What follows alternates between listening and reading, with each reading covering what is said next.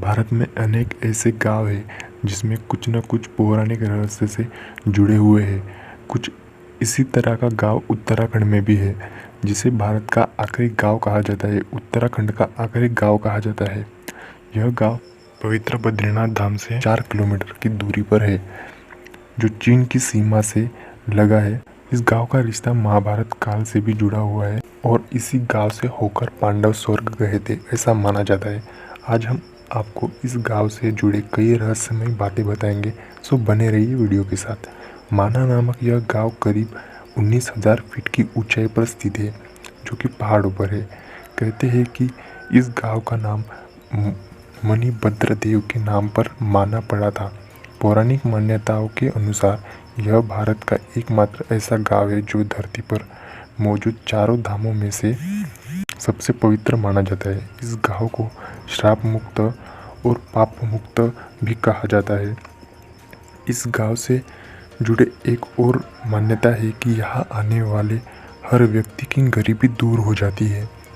कहते हैं कि इस गांव को भगवान शिव का विशेष आशीर्वाद मिला हुआ है कि जो भी यहाँ आएगा उसकी गरीबी दूर हो जाएगी। ये एक बड़ी वजह है कि यहाँ हर साल बड़ी संख्या में लोग घूमने के लिए आते हैं। माना में महाभारत काल का बना हुआ एक पुल आज भी मौजूद है, जिसे भीम पुल के नाम से भी जाना जाता है। लोगों का मानना है कि जब पांडव इस गांव से होते हुए गुजरे थे, स्वर्ग के लिए जा रहे थे, तो उन्होंने यह मौजूद सरस्वती नदी से आगे जाने का रास्ता मांगा था, लेकिन सरस्वती नदी ने मार्ग देने से मना कर दिया। जिसके बाद महाबली भीम ने 2 बड़ी बड़ी चट्टानों को उठाकर नदी के ऊपर रख दिया था और अपने लिए रास्ता बनाया था। इसके बाद इस पुल को पार करके पांडवों ने स्वर्ग के लिए प्रस्थान किया था। इतना ही नहीं, माना गांव का संबंध भगवान श्री गणेश से भी जुड़ा हुआ है।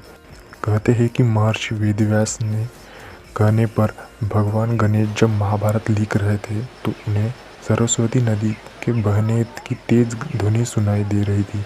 इसलिए उन्होंने देवी सरस्वती से उनके पानी का शोर कम करने को कहा।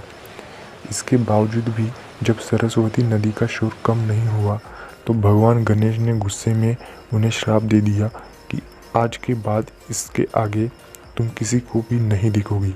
इस गांव में व्यास गुफा भी है, जिसके बारे में मान्यता है कि यहाँ महर्षि वेदव्यास रहा करते थे।